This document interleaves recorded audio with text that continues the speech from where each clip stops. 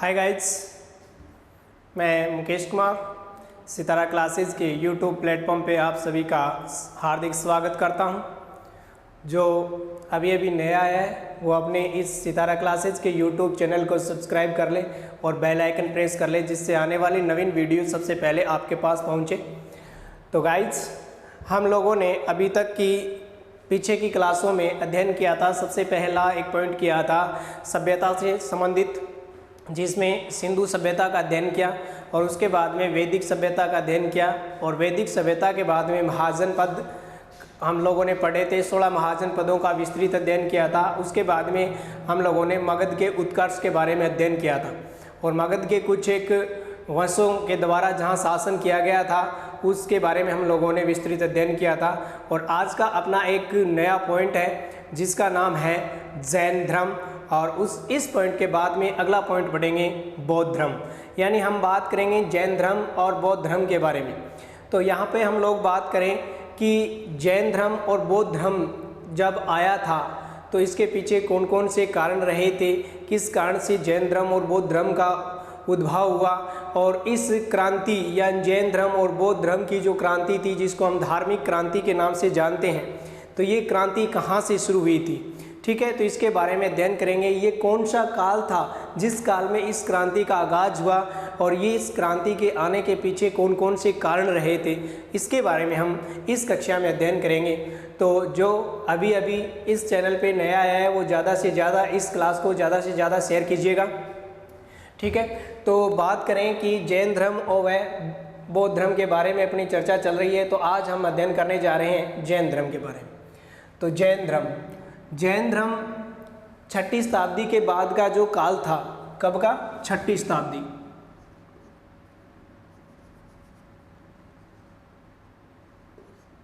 छठी शताब्दी के बाद का जो काल था वो भारतीय इतिहास में धार्मिक क्रांति के नाम से जाना जाता है। किस नाम से जाना जाता है? धार्मिक क्रांति के नाम से।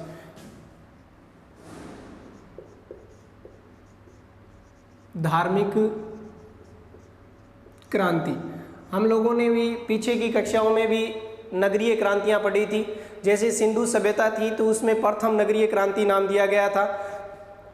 उसके बाद में वैदिक सभ्यता पढ़ी थी, तो वैदिक सभ्यता को हम लोगों ने द्वितीय नगरीय क्रांति कहें या हम कहें महाजनपद काल को द्वितीय नगरीय क्रांति का जो हम लोगों ने यहाँ पे चर्चा की थी। और यहाँ हम पढ़ रहे हैं धार्मिक क्रांति, यानी धर्म के बारे में ये बात कर रहे हैं हम लोग। ठीक है, तो ये 6ठी शताब्दी को क्या कहा जाता है? धार्मिक क्रांति का आगाज कहा जाता है या धार्मिक क्रांति का काल कहा जाता है। इस काल में ऐसे व्यक्ति हुए थे, यानी 6ठी शताब्दी के बाद का जो काल था उस काल में ऐसे व्यक्ति हुए थे जिन्होंने गृहस्थ जीवन को त्याग कर, यानी गृहस्थी जीवन को त्याग कर और साधु जीवन क्या किया था? व्यतीत किया था। साधु जीवन का क्या लिया था? संकल्प लिया था। साधु जीवन का क्या किया था? आगाज करके और एक मोक्ष के मार्ग की तरफ बढ़े थे। इसमें क्या किया है कि धार्मिक क्रांति में क्या किया गया कि वैदिक काल के जो कर्मकांड थे उनका विरोध किया गया था। क्या किया गया था? वैदिक काल के जो कर्मकांड थे उनका विरोध किया गया था और मोक्ष की प्राप्ति के लिए सरल मार्ग को अपनाया गया था या बताया गया था। ठीक है, मोक्ष की प्राप्ति के लिए सरल मार्ग या हम कहें मध्यम मार्ग को अपनाया गया था। ठीक है, और इस क्रांति का जो गतिविधियों का केंद्र था, हम बात करें धार्मिक क्रांति का गतिविधियों का जो केंद्र था वह केंद्र कौन सा था? मगध था। कौन सा था? मगध। ध्यान देना, यहाँ से छोटे छोटे क्वेश्चन है, बहुत ही इंपॉर्टेंट क्वेश्चन है कि धार्मिक क्रांति का काल कब का है? कि 6ठी शताब्दी के उत्तरार्ध का काल हम बात करें या 6ठी शताब्दी के बाद का जो काल था उसे क्या कहा जाता है? धार्मिक क्रांति का काल कहा जाता है। इस क्रांति के जो लोग थे, इस क्रांति का जो आगाज करने वाले 2 महत्वपूर्ण व्यक्तियों के नाम आते हैं, जिसमें महावीर स्वामी का नाम आता है, महात्मा बुद्ध का नाम आता है। इन्होंने क्या किया कि गृहस्थ जीवन का यानी दाम्पत्य जीवन को त्याग कर और साधु जीवन को व्यतीत करके और मोक्ष मार्ग को अपनाया था, या हम बात करें मध्यम मार्ग को अपनाया था। तो इसी के बारे में हम लोग यहाँ से बात करने जा रहे हैं जैन धर्म की। और जैन धर्म से संबंधित यहाँ पर हम 24 तीर्थंकरों की तीर्थंकरों की भी बात करेंगे और धार्मिक क्रांति की गतिविधियों का प्रमुख केंद्र था तो वो कौन सा था? मगध था। कौन सा था? मगध था। ठीक है, समझ आई बात। अब बात करें कि जैन धर्म का जो वास्तविक संस्थापक है, जैन धर्म का वास्तविक संस्थापक है वो कौन है? महावीर स्वामी है। और बौद्ध धर्म का जो संस्थापक है वो कौन है? महात्मा बुद्ध है। ठीक है, तो अब जैन धर्म के बारे में देखते हैं कि जैन धर्म में कुल कितने तीर्थंकर हुए थे। जैन धर्म में कुल 24 तीर्थंकर हुए थे। कितने संख्या में कुल कितने थे? 24 थे। जैन धर्म में कुल कितने तीर्थंकर हुए? जैन धर्म में कुल 24 तीर्थंकर हुए थे। ठीक है, जैन धर्म की स्थापना की थी सबसे पहले ऋषभदेव ने। किसने? ऋषभदेव ने। हम बात करते हैं यहाँ पे 24 तीर्थंकरों की। ऋषभदेव एक नंबर पे कौन था? ऋषभदेव, जिसको हम क्या कहते हैं? आदिनाथ। आदिनाथ यानी जैन धर्म का सबसे पहला व्यक्ति, प्राचीन व्यक्ति आदिनाथ, यानी ये था प्रथम जैनाचार्य। प्रथम जैनाचार्य या पहला जैन धर्म का पहला व्यक्ति आदिनाथ था। जैन धर्म का संस्थापक था। जैन धर्म का संस्थापक था ये।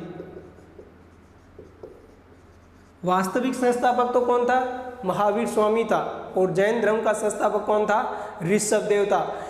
इस आदिनाथ का वर्णन अपने को ऋग्वेद की ऋचाओं में भी मिलता है। किस में मिलता है? ऋग्वेद की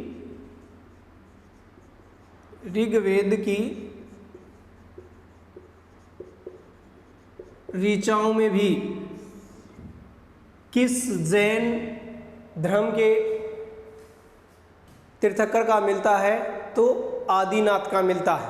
ठीक है, किसका मिलता है? आदिनाथ का मिलता है। और एक मिलता है 22वें जैनाचार्य अरिष्टनेमी का।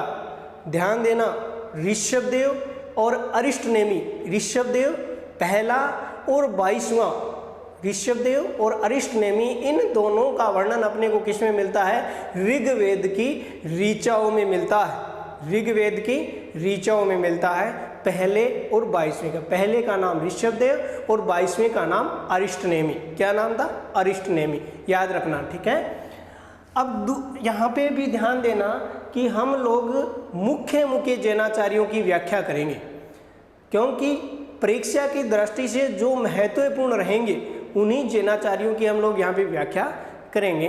तो दूसरा जैनाचार्य यानी ऋषभदेव के बाद में कौन सा बना था? ऋषभदेव के बाद में बना था अजितनाथ। कौन बना था?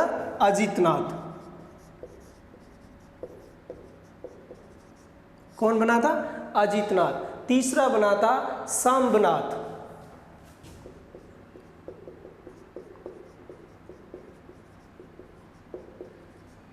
कौन बना था? सांबनाथ। इसे संभवनाथ भी कहते हैं। इसका अन्य नाम क्या है? संभवनाथ। उसके बाद में चौथा बना था अभिनंदन। अभिनंदन। ठीक है, पांचवा बना था सुमतिनाथ। सुमतिनाथ। ठीक है, छठा बना था पद्मनाथ। पद्मनाथ।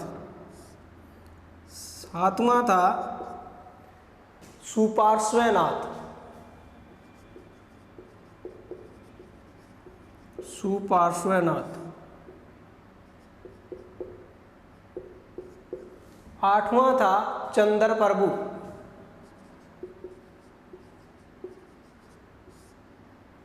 ठीक है, आठवां कौन सा था? चंद्र प्रभु।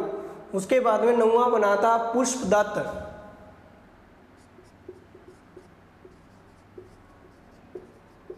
पुष्पदत्त। 10वां बना था, यहां पे हम बात करें, पुष्पदत्त को सुविधिनाथ भी कहते हैं। ध्यान देना, पुष्पदत्त का अन्य नाम है सुविधिनाथ। सुविधिनाथ। ठीक है, पुष्पदत्त का अन्य नाम क्या है? सुविधिनाथ। 10वां बना था शीतलनाथ।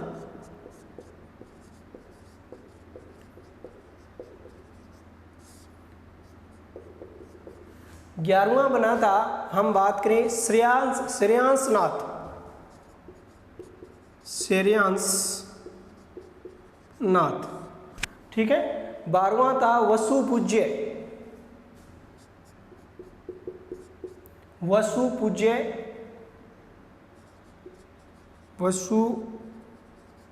या इसी का नाम है वसुभूल।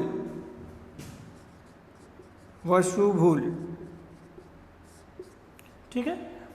13वां बना था विमलनाथ।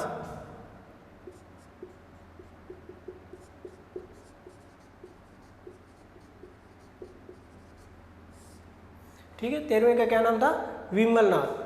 14वां बना था अनंतनाथ।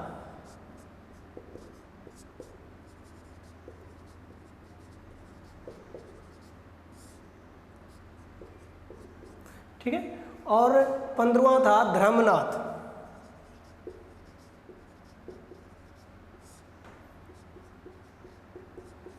16वां बना था शांतिनाथ।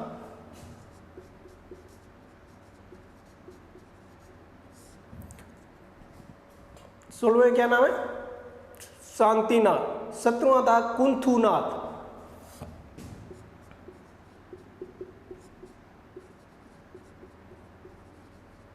कौन बना था? कुंथुनाथ। 18वां बना था अरनाथ। कौन? अरनाथ।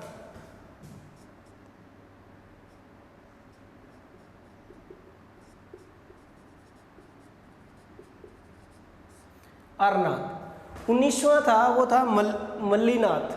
कौन था? मल्लीनाथ। ध्यान देना यहाँ पे मल्लीनाथ के बारे में, इंपॉर्टेंट है मल्लीनाथ। यानी हम आगे जाके चर्चा करेंगे जैन धर्म की 2 शाखाओं की। एक शाखा दिगंबर शाखा होगी, एक शाखा होगी श्वेतांबर शाखा।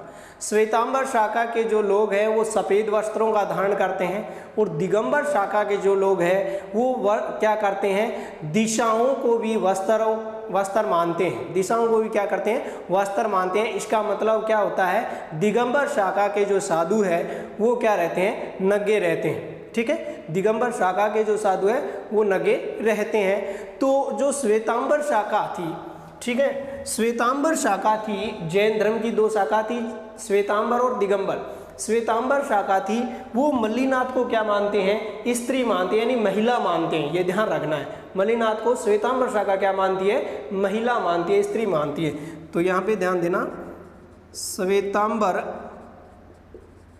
शाखा के अनुसार, या बात करें श्वेतांबर जैनियों के अनुसार, ठीक है, या श्वेतांबर परंपरा के अनुसार, श्वेतांबर परंपरा के अनुसार मल्लीनाथ क्या थी? स्त्री थी। क्या थी?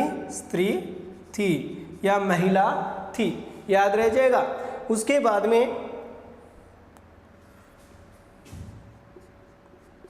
20 नंबर था, वो कौन था? मुनि सुवर्तनाथ। मुनि सुवर्तनाथ। 20 नंबर था मुनि सुवर्तनाथ, याद रह जाएगा। उसके बाद में बात करें 21 नंबर की। 21 नंबर कौन बना था?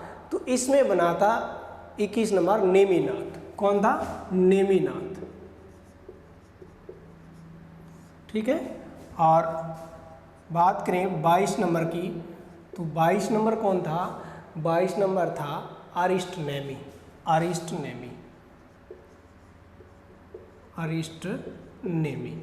तो यहाँ पर 19 नंबर याद रखना, मल्लीनाथ जो श्वेतांबर शाखा के अनुसार क्या माना गया है? स्त्री माना गया है। अरिस्टनेमी था। अरिस्टनेमी की हम लोगों ने चर्चा की थी कि प्रथम जैनाचार्य कौन? ऋषभदेव। प्रथम जैनाचार्य ऋषभदेव, और 22 नंबर जैनाचार्य अरिस्टनेमी का वर्णन अपने को किस में मिलता है? ऋग्वेद की ऋचाओं में इसका वर्णन मिलता है।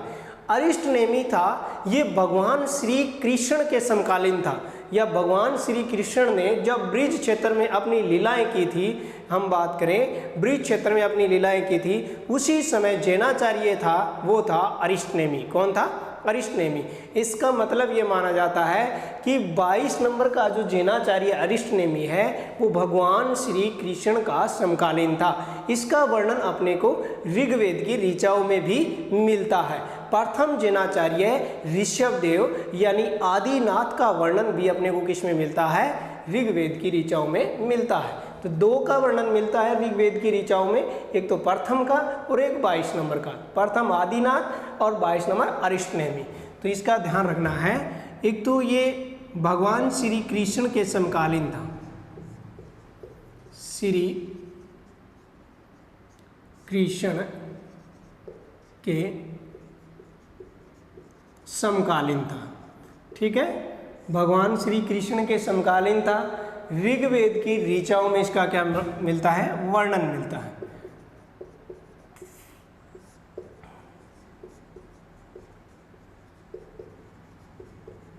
ऋचाओं में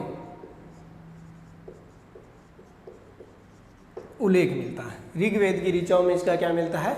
उल्लेख मिलता है। ठीक है, उसके बाद में बात करें 23 नंबर की। ठीक है, 23वां तीर्थंकर था वो कौन था? पार्श्वनाथ। कौन था? पार्श्वनाथ। पार्श्वनाथ की हम लोग व्याख्या करेंगे, पार्श्वनाथ। और उसके बाद में 24वां तीर्थंकर था वो कौन था? महावीर स्वामी था, और जिसे हम क्या कहते हैं? जैन धर्म का वास्तविक संस्थापक कहते हैं। जैन धर्म का वास्तविक संस्थापक कौन था? महावीर स्वामी था। कौन था? महावीर स्वामी था। ठीक है, तो ये ध्यान में रखना है। तो यहाँ पर हम बात कर रहे हैं जैन धर्म की, और जैन धर्म का जो हम बात करें कि ये 6ठी शताब्दी के बाद का जो काल था उसमें एक क्रांति हुई थी जिसका नाम था धार्मिक क्रांति। और इस धार्मिक क्रांति को करने वाले 2 लोगों की चर्चा होती है मुख्यतः, और इन 2 लोगों में नाम आता है जैन धर्म में महावीर स्वामी का, और बौद्ध धर्म में महात्मा बुद्ध का नाम आता है। ठीक है, और इसी को हम इस चैप्टर के अंतर्गत हम अध्ययन करने वाले हैं। तो यहाँ पे 24 तीर्थंकरों की बात करें तो उनके नाम मैंने अलग अलग से बताए हैं, जिसमें हम बात करें प्रथम था, इम्पोर्टेंट रहता है। प्रथम था वो ऋषभदेव था, आदिनाथ के नाम से जाना जाता है। जैन धर्म का प्रथम जैनाचार्य है, ये जैन धर्म का संस्थापक भी है, और ऋग्वेद में इसका क्या मिलता है? वर्णन मिलता है।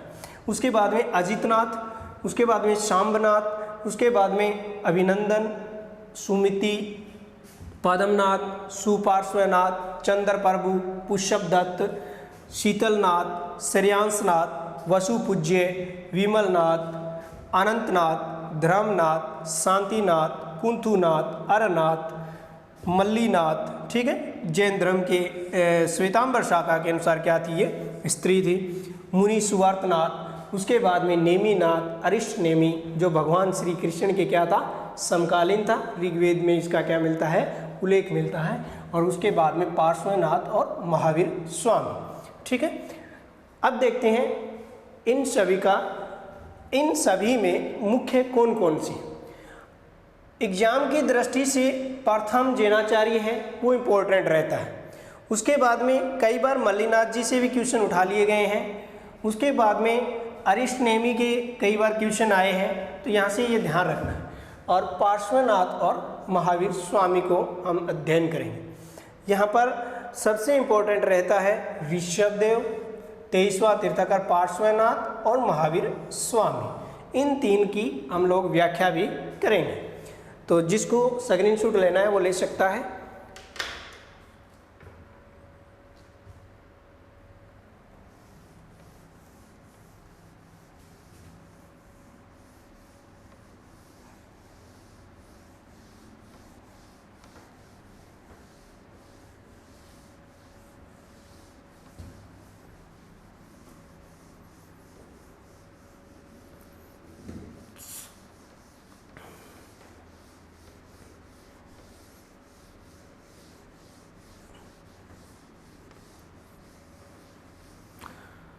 तो चलिए हम आगे बात करते हैं। यहाँ पे एक शब्द आ गया था कि ये क्या है? जैन धर्म में तीर्थंकर कहलाते हैं। हम लोग कितने तीर्थंकरों की बात की? अभी 23 तीर्थंकरों की बात की है। कितने की? 24 की। चॉइस की बात की है, तो यहाँ जो तीर्थकर शब्द आया है,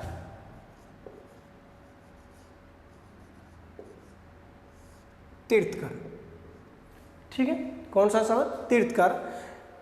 जैन धर्म में जो ज्ञान प्राप्त साधु या महात्मा होते हैं, जैन धर्म में ज्ञान प्राप्त साधु या महात्मा होते हैं, उन्हें क्या कहा जाता है? तीर्थकर कहा जाता है। यानी जैन धर्म में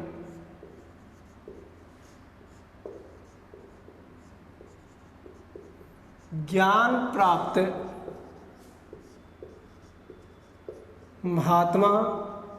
महात्माओं या हम कहें साधु को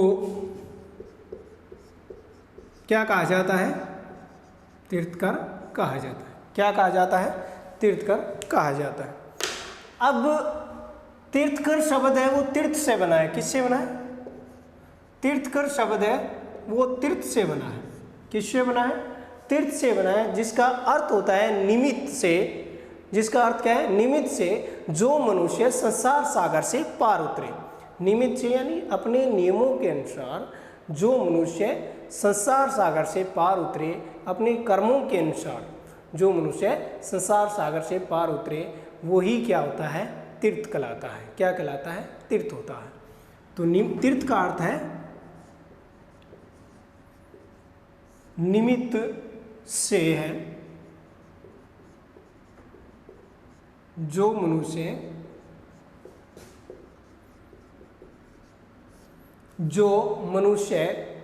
को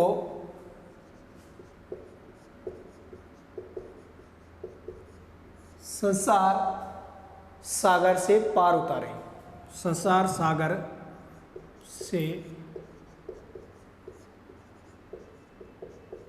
पार उतारे, ये इसका क्या रहता है? अर्थ रहता है। ठीक है, याद रखना है। अब बात करते हैं प्रथम तीर्थकर की।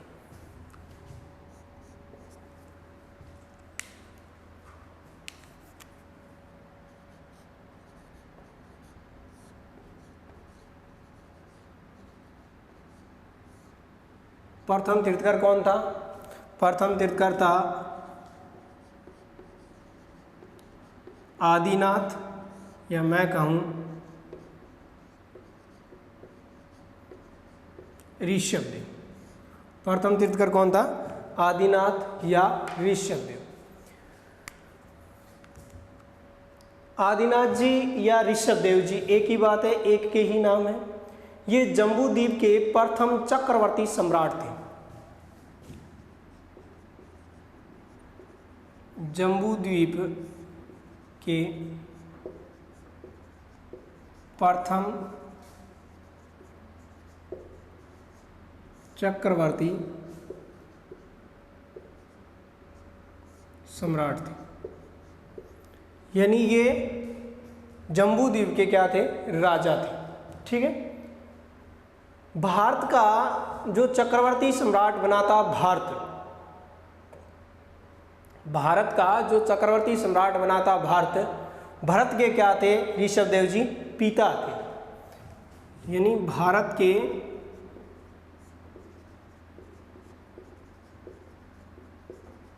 चक्रवर्ती सम्राट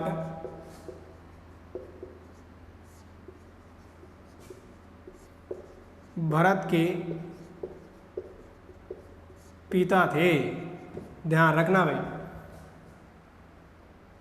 यानी भारत का नाम किसके नाम पर भारत पड़ा था? भरत के नाम पे भारत पड़ा था। किसके नाम पे? भारत के नाम के पर भारत पड़ा था। और इस भरत के पिता कौन थे? ऋषभदेव जी थे। कौन थे? ऋषभदेव जी थे। पुराणों में ऋषभदेव जी को नारायण का अवतार कहा गया है। नारायण का अवतार कहा गया। किसमें? पुराणों में। पुराणों में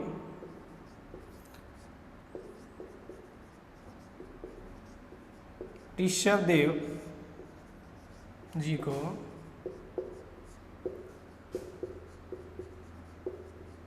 नारायण का अवतार माना गया है।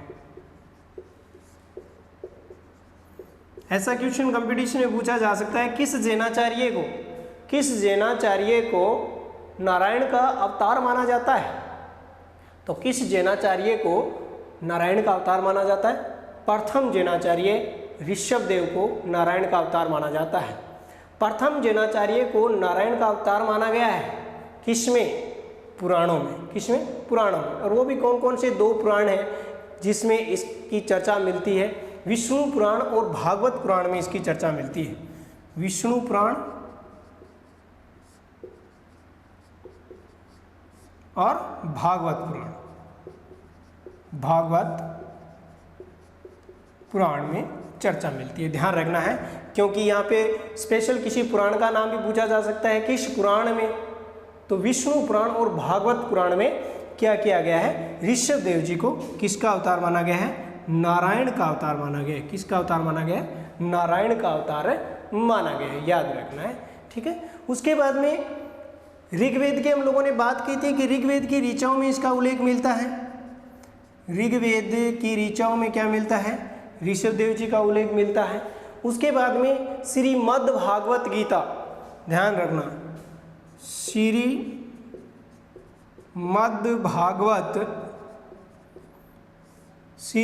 भागवत में भी क्या मिलता है?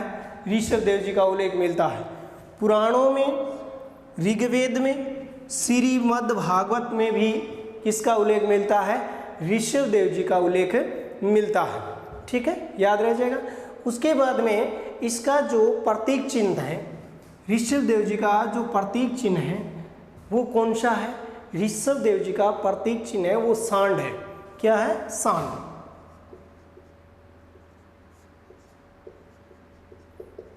कौन सा है? प्रतीक चिन्ह।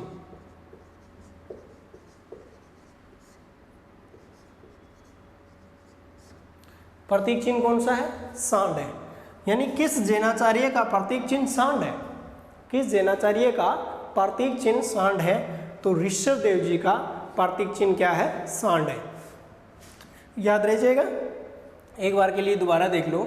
जैन धर्म के जो साधु या महात्मा होते हैं उन्हें तीर्थकर कहा जाता है। क्या कहा जाता है? तीर्थकर कहा जाता है।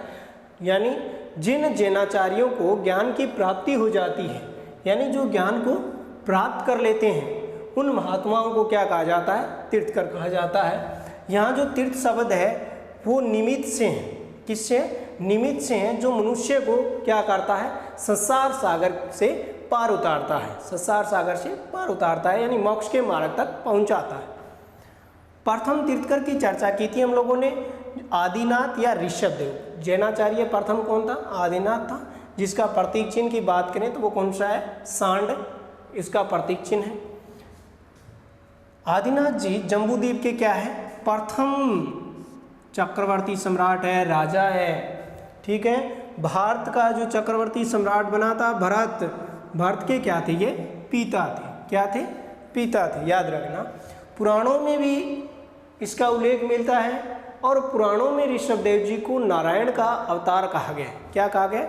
नारायण का अवतार कहा गया है। 2 पुराण यहाँ पर जो स्पेशल नाम दिए गए हैं वो है विष्णु पुराण और भागवत पुराण। उन दोनों में इसका उल्लेख मिलता है।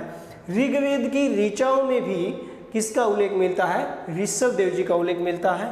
और श्रीमद् भागवत में भी ऋषभदेव जी का क्या मिलता है? उल्लेख मिलता है। हम लोगों ने सिंधु सभ्यता पढ़ी थी और सिंधु सभ्यता में एक योगी की मुद्रा की मूर्ति या योगी की एक मूर्ति की बात की थी। कौन सी? योगी की मूर्ति। योगी की मूर्ति, ये सिंधु सभ्यता में चर्चा की थी। योगी की मूर्ति है वो अपने को कहाँ से मिली थी? योगी की मूर्ति मिली थी मोहनजोदड़ो से। कहाँ से? मोहनजोदड़ो। ठीक है। सिंधु सभ्यता का क्षेत्रफल की दृष्टि से सबसे बड़ा नगर था मोहनजोदड़ो। ठीक है। मोहनजोदड़ो से योगी की मूर्ति मिली थी और योगी की मूर्ति का जो तादात्म्य या अनुमान लगाया जाता है, यानी कुछ इतिहासकारों ने उस योगी की मूर्ति का तादात्म्य किससे लगाया है? ऋषभदेव जी से लगाया है। किससे लगाया है? ऋषभदेव जी। यानी उस ध्यान मुद्रा वाले योगी की जो मूर्ति है उसका अनुमान किससे लगाया जाता है? ऋषभ देव जी से लगाया जाता है। ठीक है, उसके बाद में हम बात करते हैं आगे। जिसको स्क्रीनशॉट लेना है वो ले सकता है।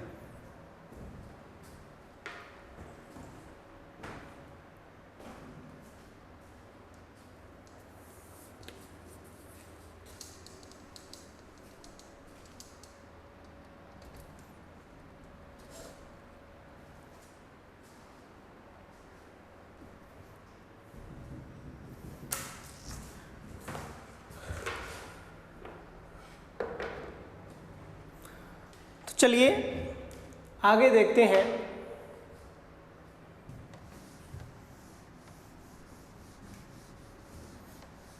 जैन धर्म का 23वां तीर्थंकर पार्श्वनाथ।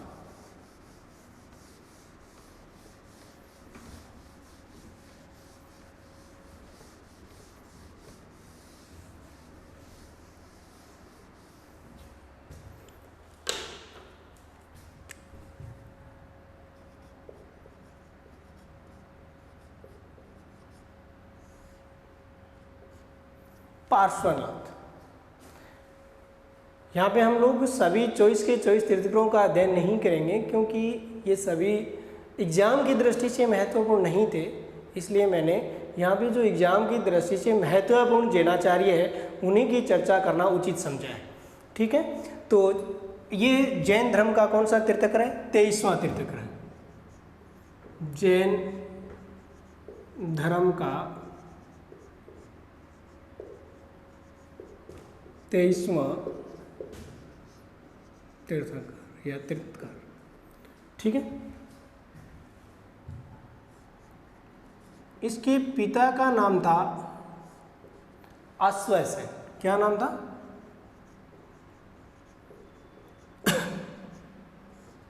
अश्वसेन। पार्श्वनाथ जी की माता का नाम था वामा। ठीक है, पार्श्वनाथ जी की माता का नाम क्या था? वामा था, और पत्नी का नाम था प्रभावती। पत्नी का नाम था प्रभावती। क्या नाम था? प्रभावती था। ठीक है,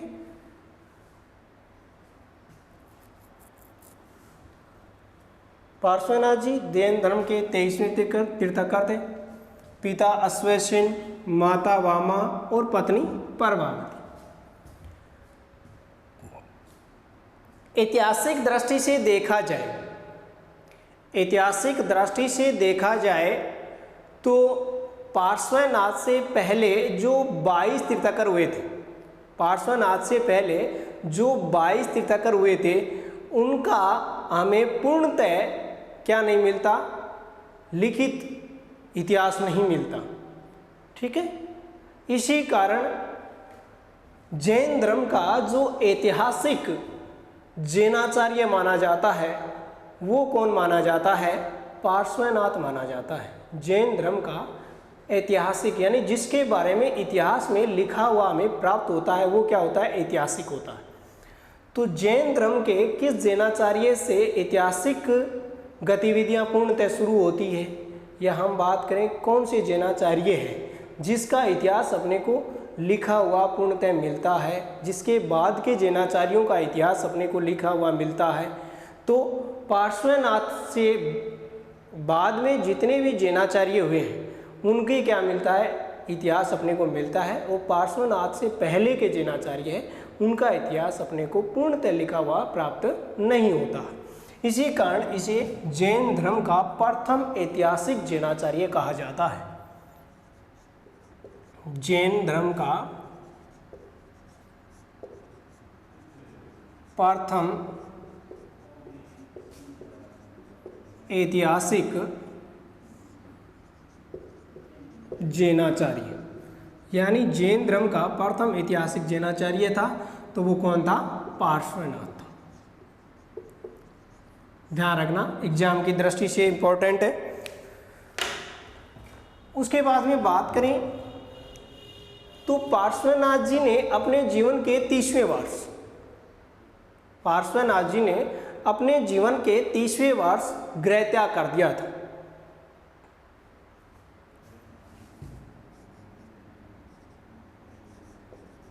जीवन के 30वें वर्ष में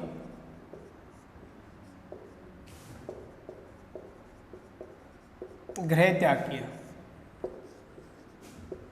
या हम बात करें कि 30 वर्ष की आयु में पार्श्वनाथ जी ने क्या किया था? गृह त्याग किया था।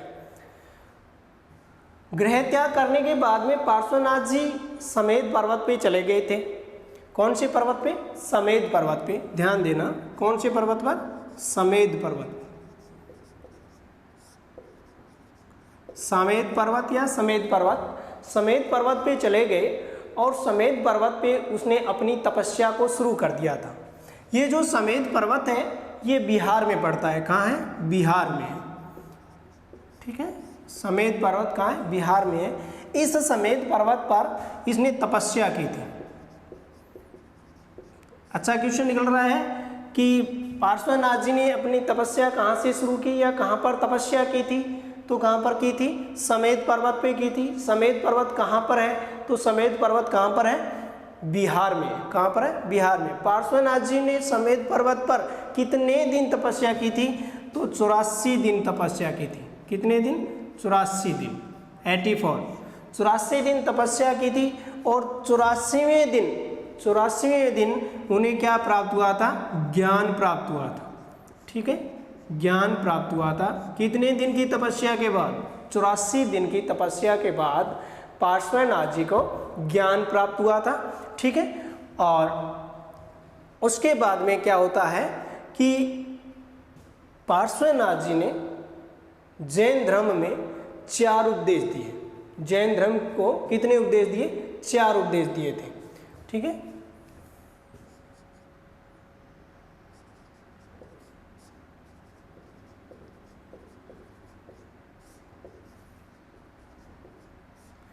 अब आगे जाके जब महावीर स्वामी पढ़ेंगे उसमें हम 5वें उपदेश की भी चर्चा करेंगे। यहाँ पर उन 500 उपदेशों की विस्तृत व्याख्या करेंगे, लेकिन यहाँ पर मैं आपको सीधा एक बार के लिए बताता हूँ कि ध्यान रखना है। यहाँ पर 4 जो उपदेश दिए, यहाँ क्वेश्चन किस प्रकार के बनते हैं। यहाँ से ऐसा क्वेश्चन निकल सकता है कि निम्न में से ऐसा कौन सा उपदेश है, निम्न में से ऐसा कौन सा उपदेश है जो पार्श्वनाथ जी के द्वारा नहीं दिया गया था। तो वहाँ पर वो ऑप्शन कौन सा लेके आते हैं? 5वां उपदेश लेके आते हैं, क्योंकि महावीर स्वामी के द्वारा जो 5वां उपदेश दिया गया था, ठीक है, वो उपदेश यहाँ पर जोड़ दिया जाता है। तो ये ध्यान देना है। तो यहाँ पर ये ध्यान रखना है कि पार्श्वनाथ जी ने 4 कौन कौन से दिए थे। तो याद रखना, पहला है अहिंसा। अहिंसा, यहाँ पर ध्यान देना, इस शब्द की व्याख्या करेंगे हम लोग आगे जाके। और यहाँ पर ये भी ध्यान देना, इस शब्द को महात्मा गांधी ने सबसे ज़्यादा अपनाया था। यानी भारतीय स्वतंत्रता संग्राम में महात्मा गांधी ने सबसे ज़्यादा इस शब्द को अपनाया था, जिसके सारे भारतीय स्वतंत्रता संग्राम की जो कहानी थी वो चलती है अहिंसा। ठीक है, तो अहिंसा किसने दिया था? पार्श्वनाथ ने दिया था। उपदेश था जैन धर्म का। उसके बाद में दूसरा है सत्य, तीसरा है अस्तेय और चौथा है अपरिग्रह। ठीक है,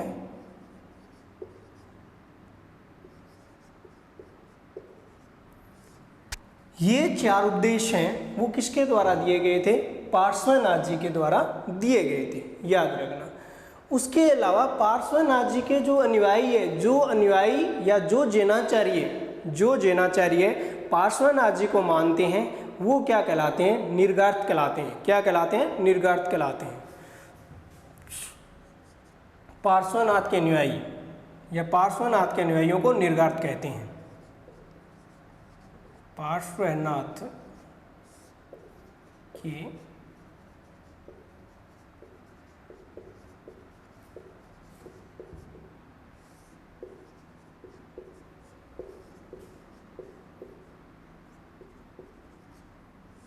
बड़ा शब्द है, ध्यान रखना, निर्गार्थ कहा जाता है।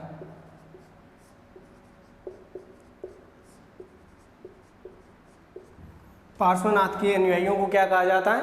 निर्गर्त कहा जाता है।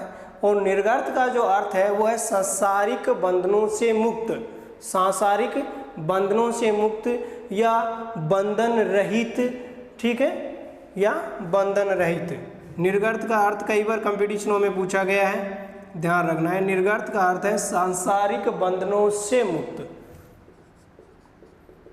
सांसारिक बंधनों से मुक्त, या हम बात करें बंधन रहित, बंधन रहित या बंधन मुक्त, यानी जिस पर किसी भी प्रकार का कोई बंधन न हो, ठीक है। तो निर्गर्त शब्द का अर्थ है सांसारिक बंधनों से मुक्त। और पार्श्वनाथ के अनुयायी क्या कहलाते थे? निर्गर्त कहलाते थे। क्या कहलाते थे? निर्गर्त कहलाते थे, ठीक है। उसके बाद में पार्श्वनाथ जी का जो प्रतीक चिन्ह है, पार्श्वनाथ जी का जो प्रतीक चिन्ह है वो है सांप, या हम बात करें सर्प, ठीक है। पार्श्वनाथ जी का जो प्रतीक चिन्ह है वो कौन सा है? सांप। और ऋषभ देव जी का प्रतीक चिन्ह कौन सा था? सांड, ठीक है। ऋषभ देव जी का प्रतीक चिन्ह कौन सा था? सांड था, याद रखना है। उसके बाद में जैन अनुश्रुतियों के अनुसार क्या था कि पार्श्वनाथ जी ने 100वें वर्ष की आयु में, या 100 वर्ष उसकी जिंदगी थी पार्श्वनाथ जी की, 100 वर्ष की जिंदगी के बाद और समेध पर्वत पे क्या किया था? निर्वाण प्राप्त किया था। समेध पर्वत पे क्या किया था? निर्वाण प्राप्त किया था। किसी पर्वत पे? समेध पर्वत पे। यानी इसी पर्वत की बात कर रहे हैं हम लोग जहाँ पर उसने तपस्या की थी, जहाँ पर उसने तपस्या की थी उसी पर्वत पर, समेध पर्वत पर ही क्या किया था? समेध पर्वत, समेध पर्वत पे ही इसको किसकी प्राप्ति हुई थी? निर्वाण की प्राप्ति हुई थी। किसकी प्राप्ति हुई थी? निर्वाण की प्राप्ति हुई थी। ध्यान देना, यहाँ निर्वाण शब्द का भी अर्थ है अपने आप में, ठीक है, ये भी हम चर्चा करेंगे। जैसे निर्गत शब्द का अर्थ है सांसारिक बंधनों से मुक्त, इसी प्रकार से निर्वाण शब्द का अर्थ है दीपक का बुझ जाना। निर्वाण का अर्थ क्या है? दीपक का बुझ जाना। और यहाँ पर समेध पर्वत बिहार में ही उसने क्या किया थी? 84 दिन की तपस्या की थी, जहाँ पर उसको क्या हुआ था? ज्ञान की प्राप्ति हुई थी। किसकी प्राप्ति हुई थी?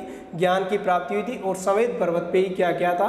निर्वाण प्राप्त किया था, ठीक है। और निर्वाण का जो अर्थ है वो क्या है? निर्वाण का अर्थ है दीपक का बुझ जाना, दीपक का बुझ जाना। ध्यान रखना, कंपटीशनों में ऐसे क्वेश्चन आजकल पूछे जा रहे हैं, ध्यान रखना है, ठीक है। तो एक बार के लिए दोबारा देख लो, ये पार्श्वनाथ जैन धर्म का 23वां तीर्थंकर, जिसका प्रतीक चिन्ह सांप या सर्प है। पिता का नाम अश्वसेन था, माता का नाम वामा था, पत्नी का नाम क्या था? प्रभावती था। क्या नाम था? प्रभावती। जैन धर्म का प्रथम ऐतिहासिक जैनाचार्य है, ये ध्यान देना। जैन धर्म का प्रथम यानी जिसके बारे में इतिहास में लिखा हुआ अपने को प्राप्त होता है। उसके बाद में जीवन के 30वें वर्ष में उसने क्या किया था? गृह त्याग किया था, या 30 वर्ष की आयु में पार्श्वनाथ जी ने घर को छोड़ दिया था, घर को त्याग दिया था, ठीक है। उसके बाद में समेध पर्वत है जो बिहार में पड़ता है। कहाँ पर है? बिहार में है। उस समेध पर्वत पे 84 दिन की क्या की थी? तपस्या की थी। और 84वें दिन उसको क्या हुआ था? ज्ञान की प्राप्ति हुई थी। जैन धर्म का ज्ञान उन्हें प्राप्त हुआ था। उसके बाद में जैन धर्म का जो पार्श्वनाथ था, पार्श्वनाथ ने कितने उपदेश दिए थे?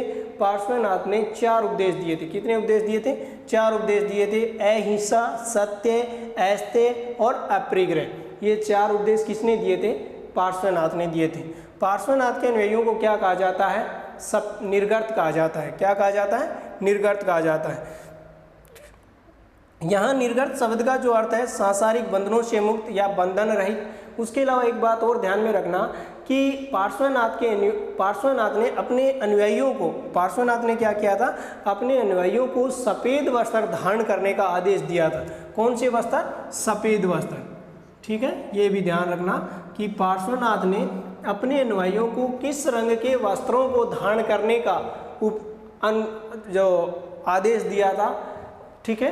तो किस रंग के वस्त्रों को धारण करने का आदेश दिया था? सफेद रंग के वस्त्रों को धारण करने का आदेश दिया था पार्श्वनाथ ने अपने अनुयायियों को, ठीक है। उसके बाद में जैन अनुश्रुतियाँ या जैन धर्म ये कहता है कि पार्श्वनाथ का जो कुल जीवन काल था वो 100 वर्ष था। कितना था? 100 वर्ष था। और 100 वर्ष की आयु में उसे समेध पर्वत पे ही, कौन सी पर्वत पे? समेध पर्वत पर, जहाँ पर उसको ज्ञान की प्राप्ति हुई थी, उसी पर्वत पे और पार्श्वनाथ की क्या हो गई थी? पार्श्वनाथ ने क्या किया था? निर्वाण को प्राप्त किया था। क्या किया था? निर्वाण को प्राप्त किया था। और यहाँ निर्वाण शब्द का अर्थ है वो है दीपक का बुझ जाना। क्या है? दीपक का बुझ जाना। और बात ये है, ये पॉइंट लगभग कंपटीशनों में लग रहा है। तो आज की क्लास 23वें तीर्थंकर तक ही है। 24वां तीर्थंकर हम कल पढ़ेंगे नेक्स्ट कक्षा में। क्लास आपको कैसे लगी कमेंट बॉक्स में ज़रूर बताएं और ज़्यादा से ज़्यादा लाइक व शेयर करें। और जो स्टूडेंट अभी नया है वो अपने इस सितारा क्लासेस के यूट्यूब चैनल को सब्सक्राइब कर लें, बेल आइकन को प्रेस कर लें, ठीक है। इसी के साथ ऑल द बेस्ट।